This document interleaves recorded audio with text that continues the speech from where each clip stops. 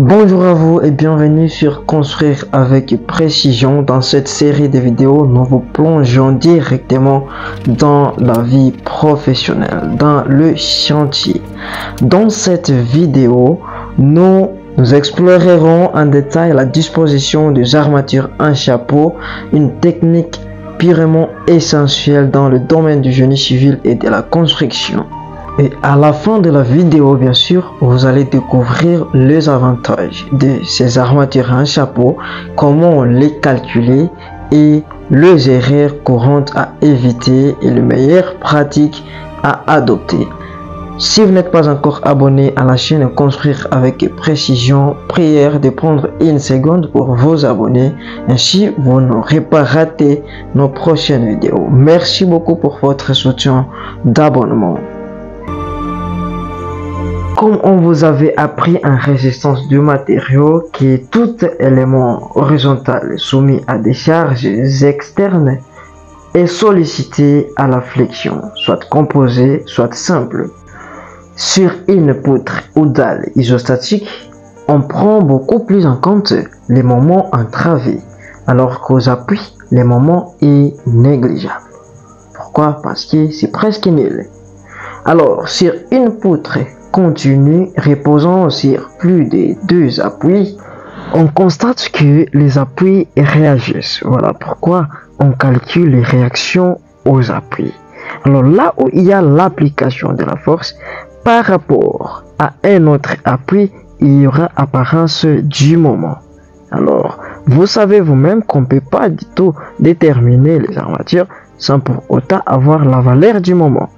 Alors, les moments aux appuis va nous déterminer les armatures aux appuis, ce qu'on appelle les armatures en chapeau. Et alors qu'en travée, nous avons 2 types directement de moments. Nous avons moment isostatique de référence et nous avons aussi les moments de calcul.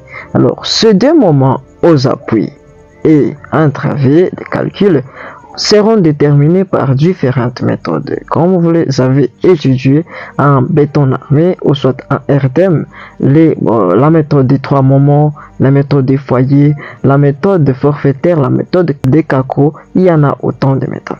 Et si vous avez besoin d'apprendre ces différentes méthodes, il ne suffit que d'écrire dans les commentaires.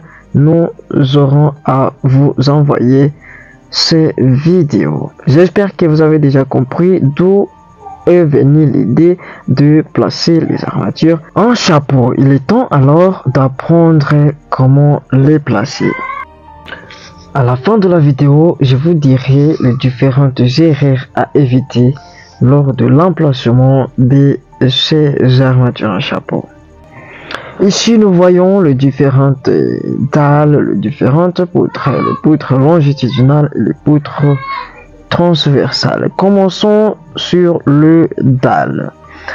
Comme vous voyez ici, ce sont les armatures en chapeau. Il y a 2 lits ici, le lit inférieur et le lit supérieur. Le lit supérieur est considéré comme le lit des armatures en chapeau. Comme vous le voyez, et les cavaliers est là qui supporte les armatures en travée. Ces cavaliers ici a pour rôle simplement de donner la forme des armatures en soie. Vous allez constater ici, ces armatures chapeau ne sont pas allongées directement vers le fond de notre dalle ou soit de notre bâtiment. Pourquoi? Parce que elles ne se limitent qu'au niveau des appuis et leur longueur est calculée. Je vous la dirai à la fin de la vidéo. Si vous lisez dans le livre de Jean-Pierre Monguin, il vous explique la longueur à mettre en place, la longueur de ces armatures en chapeau.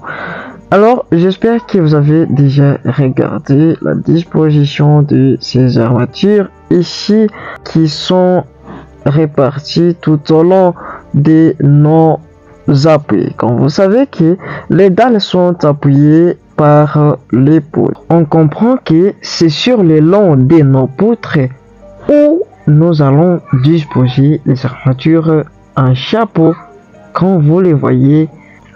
Explorons alors les armatures aux appuis de la poutres. Et comme vous voyez ici, après avoir calculé les moments au niveau des appuis, dans ce cas-là, vous aurez à déterminer les armatures. Et voici les armatures des renforcements au niveau des appuis sur la poutre. Et regardez ici, comme vous savez que la poutre est supportée par la colonne, et nous allons mettre les armatures chapeau, les armatures de renfort, ou soit les armatures aux appuis au niveau de nos poutres, aux alentours de ces poteaux, comme je vous le montre ici.